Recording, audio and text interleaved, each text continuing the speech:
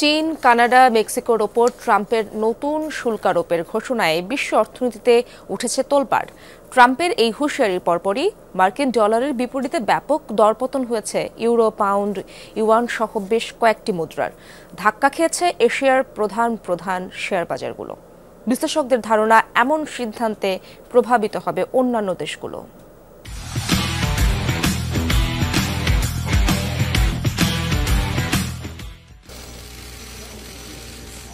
মার্কিন বাণিজ্য নীতিতে যে আবারও বড়সড় পরিবর্তন আসতে চলেছে ট্রাম্পের জয়লাভের পর তা অনেকটাই স্পষ্ট ছিল। চীন, কানাডা এবং মেক্সিকোর উপর ট্রাম্পের শুল্ক আরোপের ঘোষণা সেই ধারণাকেই সত্য করে তুলল। ক্ষমতা হাতে নেবার প্রথম দিনই দেশ তিনটির ওপর শুল্ক আরোপের ঘোষণা দেন তিনি। মার্কিন প্রেসিডেন্টের এমন ঘোষণার পর থেকেই চলছে চুলচেরা বিশ্লেষণ। আবারও কি দুই পরাশক্তির মধ্যে বাণিজ্য যুদ্ধ দেখতে যাচ্ছে বিশ্ব? শুধু যুক্তরাষ্ট্রেই নয়, বিশ্লেষকদের দাবি ট্রাম্পের শুল্ক আরোপের সিদ্ধান্তের প্রভাব পড়বে অন্যান্য দেশেও।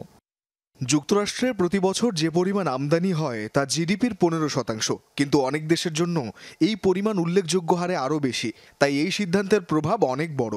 এই শুল্ক নীতি মার্কিন অর্থনীতির চেয়ে অন্যান্য দেশগুলোতে আরও বড় প্রভাব ফেলবে। এদিকে এরই মধ্যে বিরূপ প্রভাব পড়তে শুরু করেছে বিশ্ব অর্থনীতিতে। কয়েক বছরের ইতিহাসে মার্কিন ডলারের বিপরীতে ব্যাপক দরপতন হয়েছে চীন, কানাডা ও মেক্সিকান মুদ্রার। বিনিময় হার কমেছে ইউরো, পাউন্ড ও অস্ট্রেলিয়ান ডলারেরও। দরপতনের দেখা মিলেছে এশিয়ার মূল শেয়ার বাজারগুলোতেও। এমন পরিস্থিতিতে মার্কিন বাজারের বিকল্প খুঁজছে কেউ কেউ। যুক্তরাষ্ট্রের বাজারের চেয়ে এখন মধ্যপ্রাচ্যের বাজার অনেক ভালো। মধ্যপ্রাচ্য থেকে আমরা অনেক বেশি গ্রাহক পাচ্ছি। মূল্য কিংবা পরিমাণ বিবেচনা করলে তা যুক্তরাষ্ট্রের তুলনায় অনেক ভালো। এই সমস্যার সমাধান আমাদের হাতে নেই। এখন যা করতে পারি তা হলো অন্যান্য দেশগুলোতেও রফতানির পরিমাণ বৃদ্ধি করা। উদাহরণস্বরূপ মধ্যপ্রাচ্য, আফ্রিকা, দক্ষিণ আমেরিকা, রাশিয়া কিংবা দক্ষিণ পূর্বাঞ্চলীয় দেশগুলো। এটা না করতে পারলে আর কোনো উপায় নেই। এর আগে মঙ্গলবার চীনসহ 3 দেশের ওপর শুল্ক আরোপের ঘোষণা দেন ট্রাম্প। কানাডা, মেক্সিকান পণ্যের ওপর 25% সহ চীনা পণ্যের ওপর অতিরিক্ত 10% শুল্ক আদায়ের হুঁশিয়ারি দেন তিনি।